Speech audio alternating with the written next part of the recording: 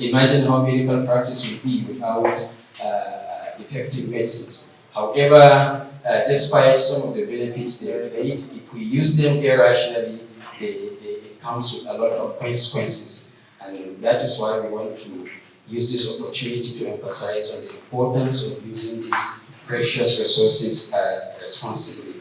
Have you ever taken antibiotics without prescription?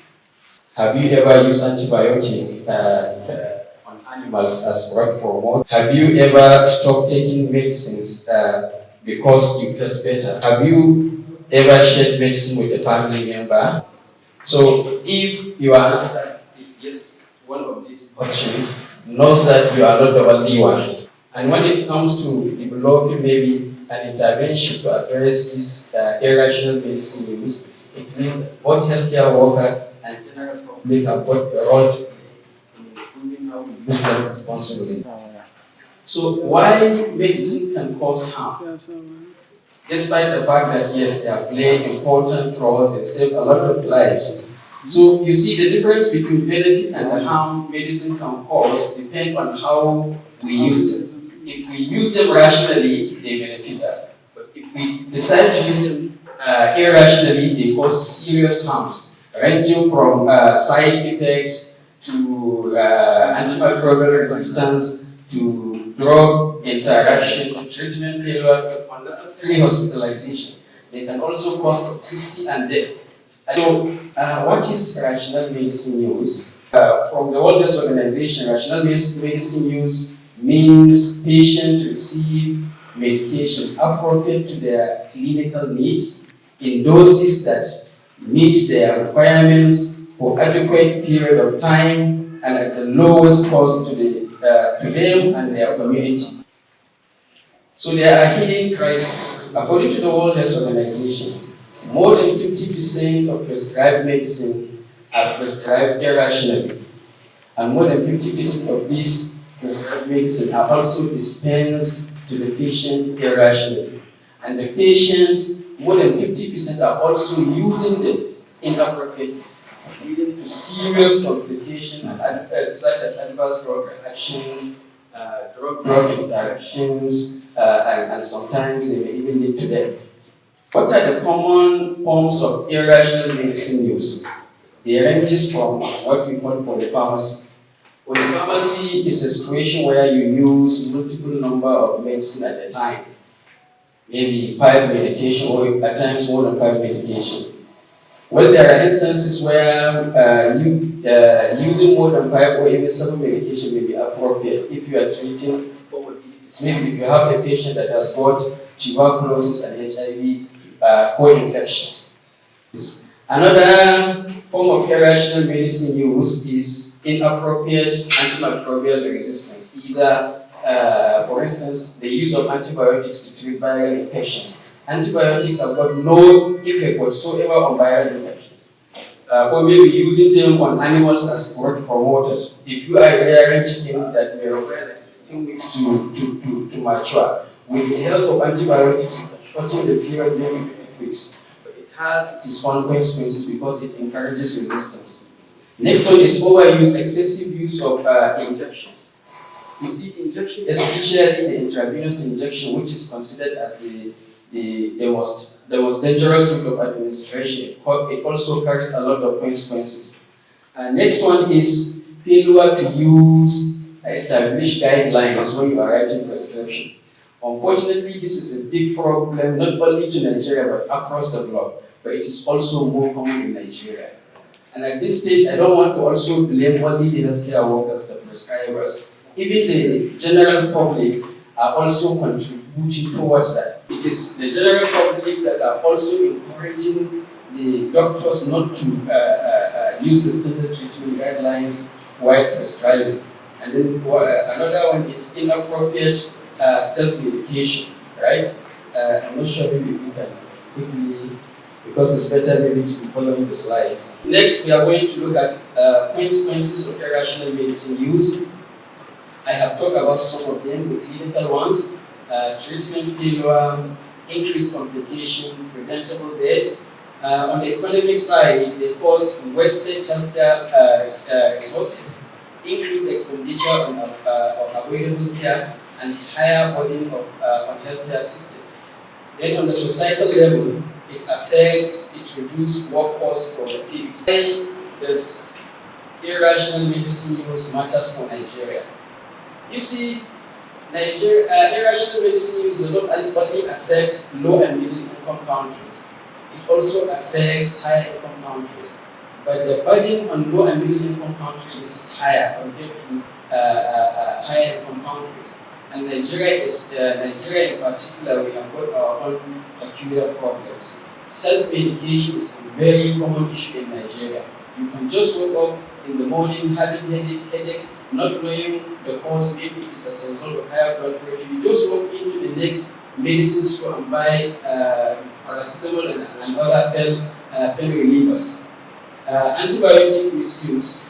I'm sure my student will tell you that I told them in part of my lectures that medicine, antibiotics are prescription-only medicine. In other developed countries, you cannot get antibiotics without prescription. Next one is medicine information. So many people are not aware of consequences arising for irrational medicine use, and our market is filled with substandard and counterfeit products all over the place. Even in Abuja, you see people with baskets selling medicine without any formal training on how to use medicines. Antimicrobial resistance is a situation where microorganisms, the drugs that we use to treat microorganisms such as bacteria, fungi, viruses, will develop resistance to the drugs that we used previously to treat them. And that results in what? Antimicrobial resistance. The two main drivers of antimicrobial resistance are inappropriate use and overconsumption. Before writing any prescription as a clinician, please ask yourself this right question. Is this medicine necessary? Is the diagnosis correct? Is the guideline available to treat this patient? Is there a simple alternative where you have option to use either pay or attest?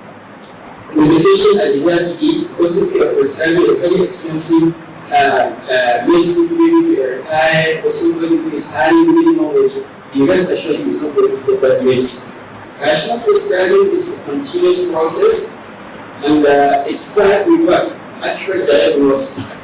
And to make an accurate diagnosis, you need to what? To make an accurate diagnosis, you need to assess your patient by taking good history, original physical examination, and relevant systemic examination that will help you to establish an accurate diagnosis. Having established an accurate diagnosis, the next thing is to establish therapeutic objectives. Then group of evidence-based guideline. That is where you can prescribe. So you can see writing a prescription is even stage number 5. After you have written a prescription, the next thing is to counsel your patient on adherence and how to use medicine. Then monitor and follow up. If this is an admission, ideally after 1 week, you need to go and monitor and see how they are doing. If there is need to review the treatment, then you do that.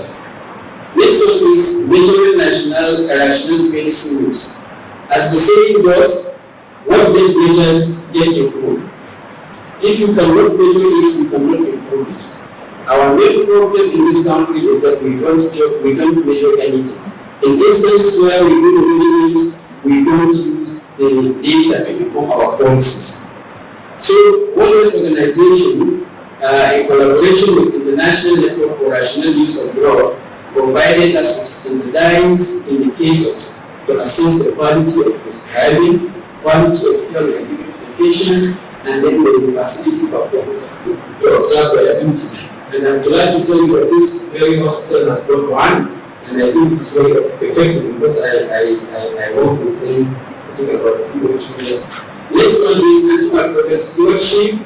Antimicrobial stewardship is one of the most effective strategies that is used to improve rational medicine use, and it is defined as what? A coordinated set of interventions to improve antimicrobial use by promoting the selection of the right antibiotics at the right dose, right duration, and the right administration. Antimicrobial stewardship improve patient outcome safety, reduce antimicrobial resistance, and reduce the chances of developing complications. My internal postgraduate journey was in antimicrobial stewardship for master's to PhD. In 2017, the World Health Organization also introduced another concept of aware classification of antibiotics to improve antimicrobial stewardship. Let's not going to see this one smart framework. This smart framework has got 5 dimensions. Prescribing should be safe, prescribing should be measurable, prescribing should be affordable, it should be rationally aligned to an evidence-based guideline, and it should be timely. Because artificial intelligence has a role to play in encouraging rational medicine use. Yes, it has. It can assist us in making clinical decisions, it can flag allergies, it can encourage rational prescribing. Even if it's difference between rational prescribing and normal prescribing can do a lot of errors and a lot of other useful impact. However, my advice is that even though artificial intelligence and technology can improve rational medicine use, please, it should be what? It should not be complementary. It shouldn't replace clinical judgment. Pharmacists play a very important role in ensuring rational medicine use, from ensuring appropriate dispensing to providing hospital to the patient. I will look to other professional doctors. They are going to make diagnosis and prescribe the adhere to available evidence-based guidelines. Nurses, they administer medicine safely and monitor side effects. Laboratory professionals, they also have got a lot to play by assisting us in making microscopic culture and sensitivity to encourage evidence-based practice. University has got an important role to ensure what rational drug use by ensuring that every graduate coming from their institution is not just competent, but is what is competent in prescribing. So, as a society, we have got a role to play. Everybody has got a role to play in ensuring rational medicine use. Patients should use their medicine responsibly as prescribed. Community should promote rational medicine by promoting medicine awareness and ethical practices. So this is my vision for Nigeria by 2050. I would like to see a Nigeria where every prescription is evidence-based, every patient is informed about dangers of irrational medicine use, every hospital has antimicrobial stewardship program. And I think this is achievable. So allow me to leave you with 4 key messages. Firstly, every prescription is a public health intervention. Evidence should guide our prescribing and not just have it for what we see our seniors are doing. Antimicrobial stewardship to protect medicine for future generation. Education and collaboration are also essential. This is my pledge, and I urge you to make me, I urge the one of you to promise to our patients, nation, and profession that I will prescribe with purpose, I will use medicine with care, and I will support smart choices of these precious resources. So I would like to end my talk with a very important quote from the former Chief Medical Officer of the United Kingdom, Sir Leon Donaldson. He said, every antibiotic expected by a patient, every unnecessary prescription written by a doctor, every uncompleted course of antibiotics, and every inappropriate or unnecessary use in animal or agriculture is potentially signing a death warrant for a future patient. I would like to acknowledge the support I received from the Federal University of KEBBI, and I would like to also acknowledge the support I received from medical student from the cluster, Amr Abdul Ghaffar, Anas, Aisha, Anwar, Kifayat, and Umar. And I would like to acknowledge everybody that has got time to come and attend this public awareness lecture. Thank you so much.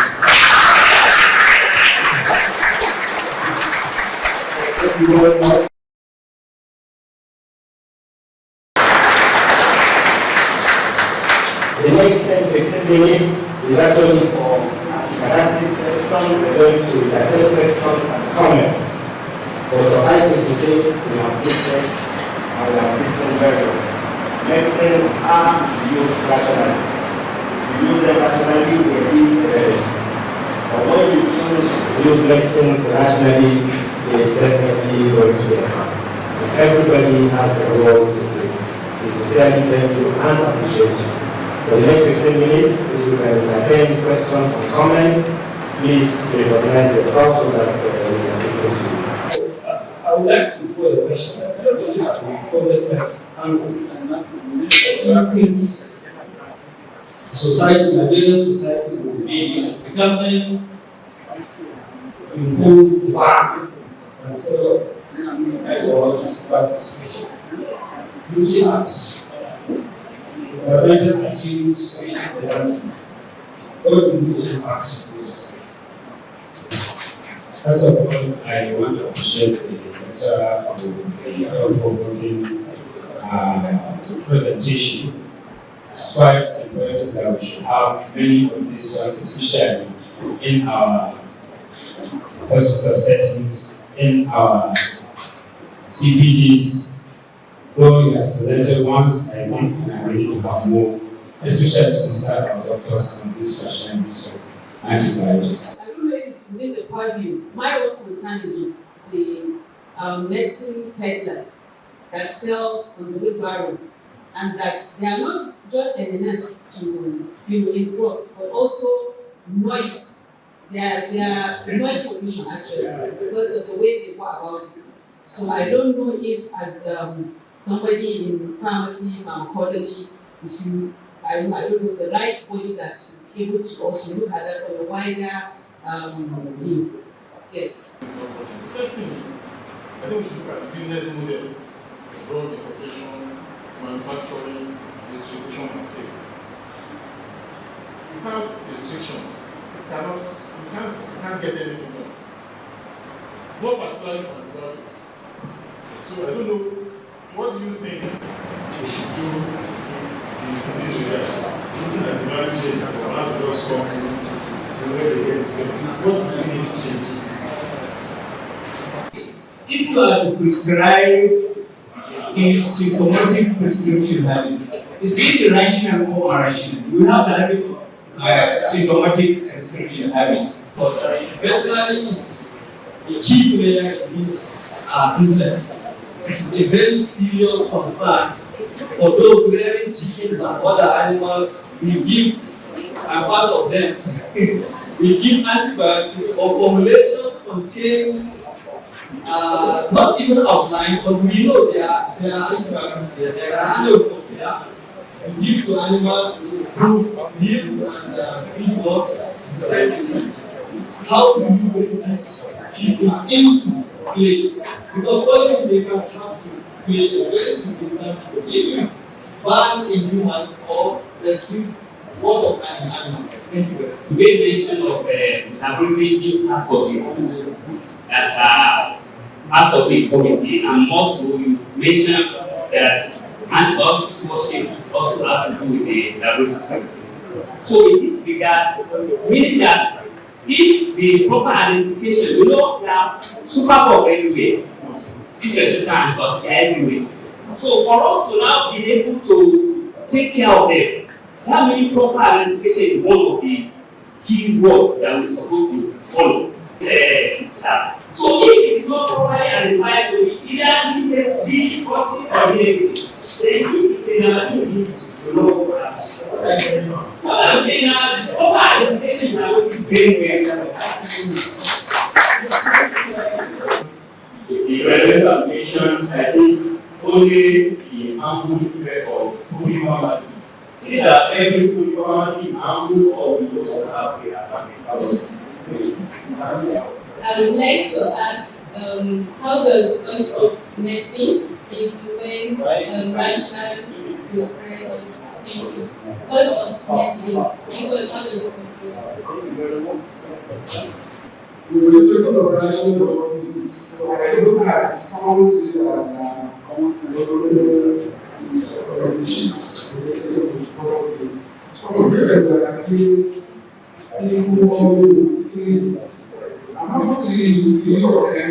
very common. So when you have any so that is something that I will use. Maybe social organization, maybe down analysis, maybe and currently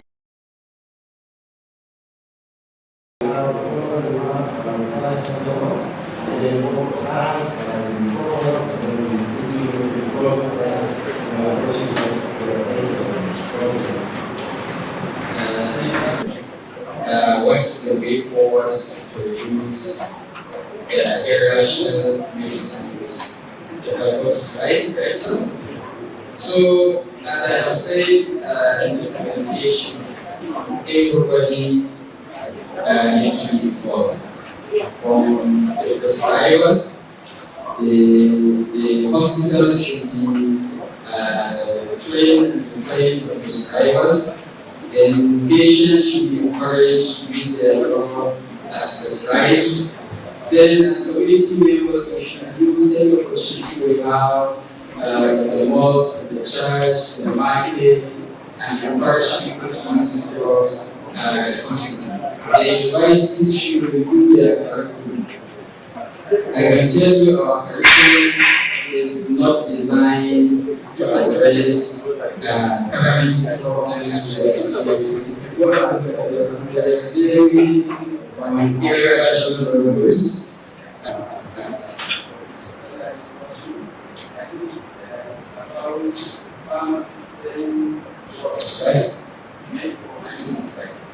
Well, what is a drug? If you look at the definition of a drug is any chemical substance, right?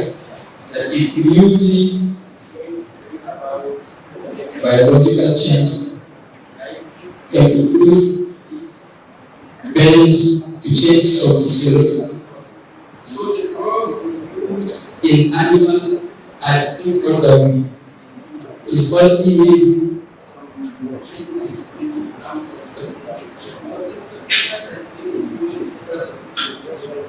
so what matters concentration. However, there are some that are aged animal chances of causing adverse drug reactions, right? However, I believe a pharmacist should be able to sell drugs for animal. The only thing we can do as researchers we provide design if I go to the next question asked by Dr. Zoli, what do you think will happen if government ban the use of microbial pesticides? Well, you see, there are issues that we have to look at. Issue of accessibility. While antimicrobial use can cause resistance, if you go to rural areas, there are people who are struggling, who are dying because they cannot access these antibiotics. So you have to balance the two. But what I would advise, definitely banning the sale of antibiotics, right? Without maybe taking or following some steps will definitely cause serious harm to the Nigerian health. Dr. Bangu asked about there is one available for antimicrobial research. Okay, partnership, yeah. But you see, what the WHO encourage is one health system. If you want to address antimicrobial resistance, human, animal, and environmental centers should come together.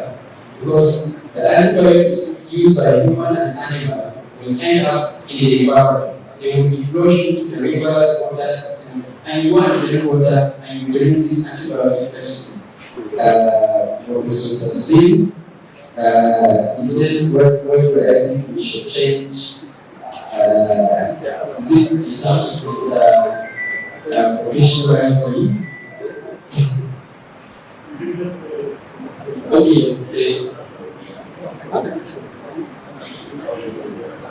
You see, we have really a big problem in Nigeria. In the sense that I think we have problems with the supply chain. There is no point whatsoever to have any pharmacy within maybe 2 kilometers from this hospital.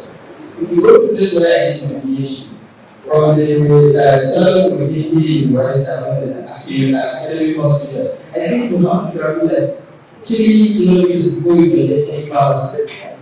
So if our supply chain, the way we get products, the way we have tender, there is a national policy. I know it's everywhere there is the list of available drugs, there are costs, everything.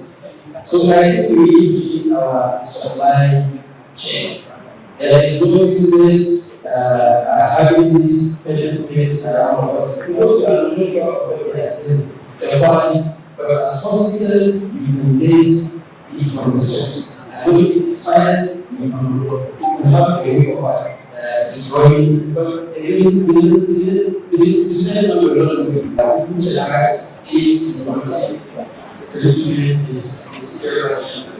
It is not irrational. Yeah, it is irrational. Because the best thing to do is to establish a diagnosis. Because there are instances where you have to treat patients very well. You know, you have to go outside of any patient who is on the you use it very well. In instances where you have a very sick patient, you know the but even at that, you must stay relevant investigation that assists you to make a not just you will just before you start antibiotics. Dr. Magaji asked about the use of antibiotics in animals. You see, what it is antibiotics that we use. So we use more antibiotics on animals than humans. And that's why they say we want to have strategy for bringing up the relevant stakeholders, bringing the number, bringing everybody, right? Because I want to emphasize this, more attention to the issue of infection prevention and control, the use of antibiotics. So people are trying to prevent infection. Why are they not trying to prevent anything? I think basically this is one of the biosystem. They are just using it to start. I think I'm sure you are asking correctly. So someone asked, I think maybe not just students, if any of the pharmacy is sample. No. And in my presentation, I say there are instances where you have to use monitoring medication. For instance, if you are treating a tuberculosis in a patient that has got HIV, at the initial stage, the intensive you have to use 4 antibiotics in addition to what? To vitamin B6, Aisha, I think she said, how does cost influence rational you see, but why we are quite history on the social status of the patient is to enable you to prescribe medication. It's not easy. There is no point prescribing a drug. There is what we call branded drug and generic. And rational prescribing encourages the use of generic. Right? There are some generic medication that we provide as cheap as 5,000. Maybe the family one would be as 5,000. So the issue is that if you prescribe it to a patient that cannot afford it, it's always right. And his condition will continue to deteriorate. So it is considered as what? As irrational use. From the mutual definition, there are 4 killers. Right medicine, right dose, right use, and cost. If you take any of the OPS that prescribing exercise has become an irrational prescription. And I'm sure by the time our hospital reaches to you, you will realize that we have learned a lot on because recently you say we should be teaching obstetrics and gynecology, pharmacology. So I'm sure all those issues of that should be so meeting solvers. That's very good. Then Patilla references numbers. On behalf of the Vice Chancellor, for congratulate the faculty and the college for organizing these series of lectures. I think this is the second, and surprisingly, it's the same person delivering the same lecture. I encourage all senior colleagues, next time we will not accept from BASHAR AUGIE again. We will accept from our senior colleagues in the college. This topic is very, very sensitive and it's very, very indicative. I wish and hope that we will spread all this topic to the university community in general, so that the students we are having, we know we have a lot of Gen Z now, the youth cross anyhow, so that they will be educated. I also challenge the college based on the suggestion raised by BASHAR on the issue of curriculum. And that is why the National Universities Commission raised the issue of 60 marks and giving you the opportunity to add 30%. Let us look at that 30% to be different from what is available in other areas, so that we can add value to the system. First of all, she goes to the university presidents. I spoke to the patient anytime I go to the system, I actually get focus. Definitely the hospital management, they also support us financially and otherwise.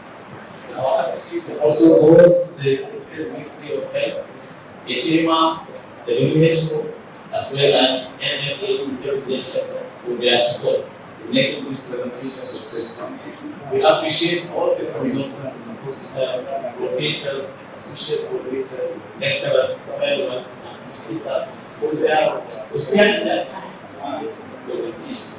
This serves as motivation, not only to but to the college. God, I am very grateful for completing these programs. سبحان ربك رب العزة عما يصفون وسلام على المرسلين